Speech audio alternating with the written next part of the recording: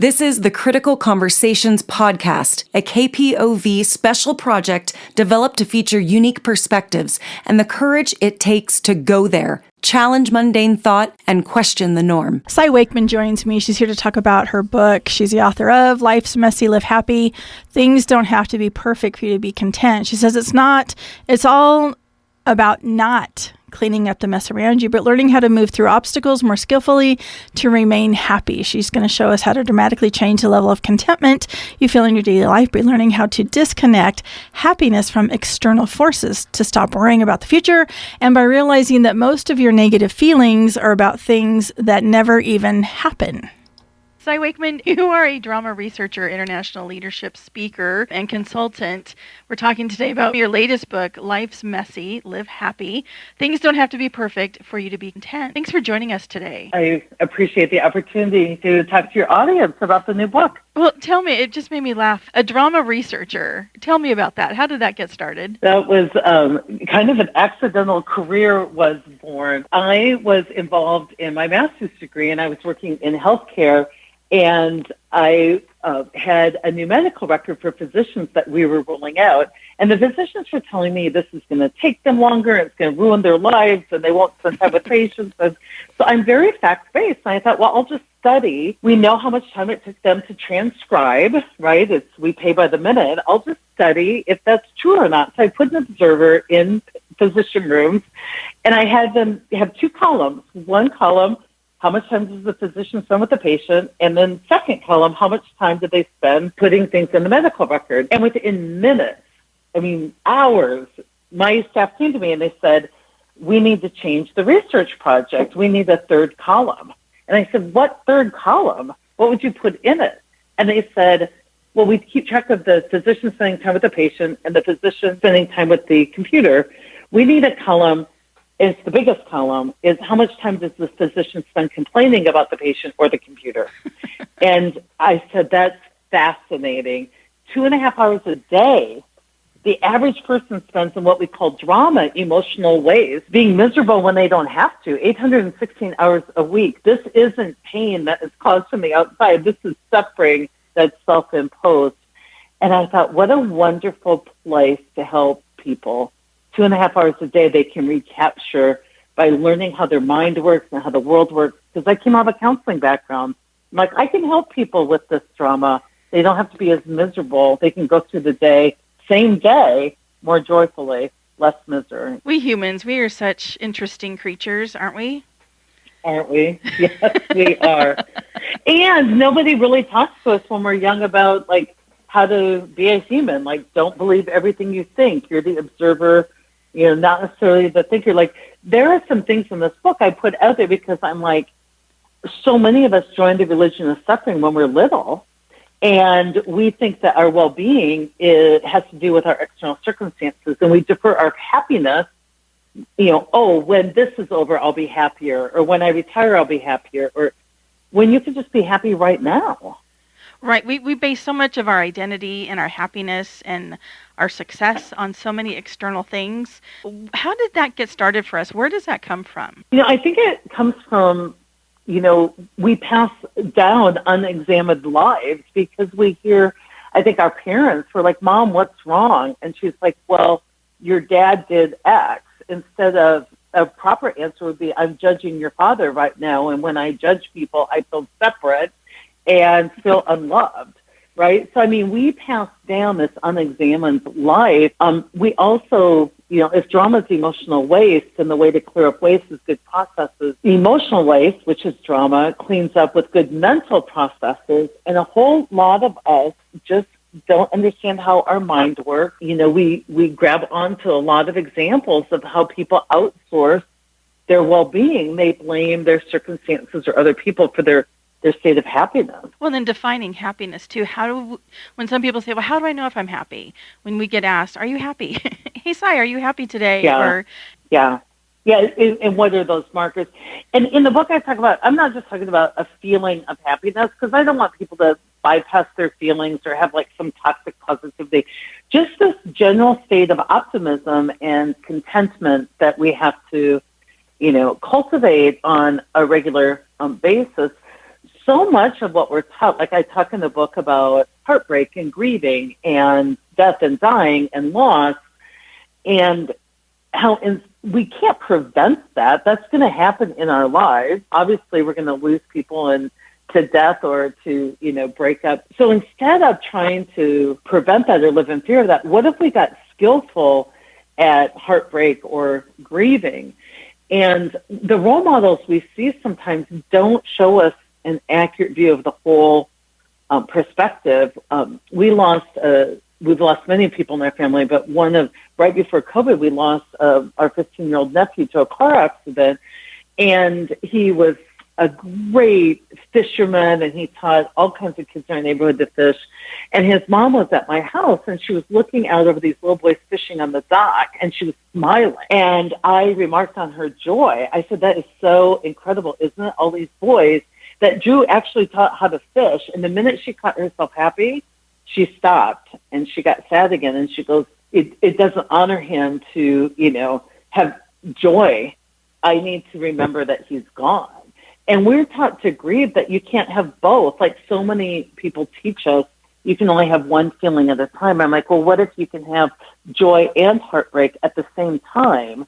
That leaves a lot more room for happiness, because I can be content and have a dilemma on my hands I'm looking to learn more about. And I talk in the book a lot about the power of a word like and opens us up to a lot more happiness, because we can be happy and struggling. We can be content and still sad we lost somebody. A lot of times when we're in either or, we give up happiness because we think we can only be one thing at a time. You touched on something too, learning to feel our feelings. I can speak from my personal experiences when I was growing up, and it wasn't until I got into adulthood and adulting and a parent that I didn't know that I had feelings, or that I was allowed to express them. It's like, well, I don't know what I'm feeling because I was never encouraged or acknowledged, and things like that, where you start learning about yourself, being curious about who we are. I think it's so important wherever you're at in life. For me, it came as an adult too. Like nobody was really like, how are you feeling? They're like, go clean your room, right? Not that I had horrible parents, but I put a chapter in the book on feeling your feelings, and it seems so basic. But in my work as a counselor, I see how unskilled we are, and our feelings have so much good information for us. I often tell people, sit with your feelings till they tell you their name. Because if I sit with a feeling and I go inside, it can tell me where I need to set boundaries, or it can tell me what I need to do more or less of, or a conversation I need to have. But a lot of us intellectualize our feelings. We think our feelings. We don't feel our feelings.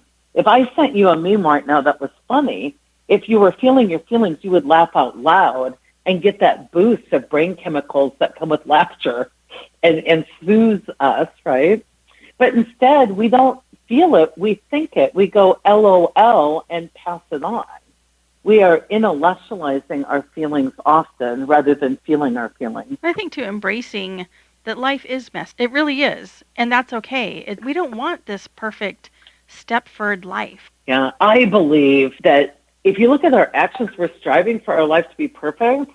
But what I believe is we just got to get good with the mess and realize that that is life, and that's where all the energy is. That if you're bored with life, it's probably because you're not willing to be out in the mess of it, where you're vulnerable and when unexpected things happen. And for me, it's the mess that is the alive, the energy, the just the juiciness.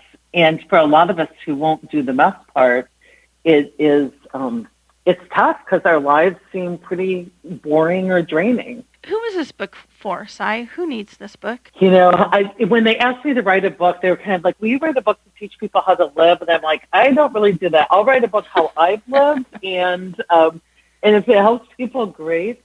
I really think right now that this is a great book for somebody who has tried a lot of self-help and a lot of, techniques on how to be more organized or how to live a better life. Somebody who in the past has set a bunch of resolutions at New Year's and then watched those resolutions fall by the wayside. You are not a self-help project. Your world doesn't need to be cleaned up. There's a lot of cleaning up we need to do together in the world. But this is a book that will give you strategies like immediately that you can just do subtle shifts in the way you move through the world, and it will truly increase your state of contentment. Well, I know sometimes we get stuck, I know I do, where we feel like life is doing things to us. And it's like, no, no, no. You've been handed an opportunity to either learn about yourself, learn about a situation, take it on, be curious about your feelings, and embrace it. That's where the growth happens. That is where the growth happens, and that's where the aliveness, we feel the aliveness. When COVID first hit 2 years ago, I happened to be out of the country, and I was stranded out of the country for 3 months. And my friend said, "Sai, you can go through this as a monk or a prisoner, your choice." And it just dawned on me. I'm like, if somebody said you get a 3-month sabbatical, you aren't going to be working. I'm like, wow, I would consider it the greatest gift ever. But my first response, even though I write books like this, was, woe is me. I'm all alone in the world. I'm like, wait a minute, I'm all alone in the world after raising 4 kids and, doing a lot for others. I'm going to take full advantage.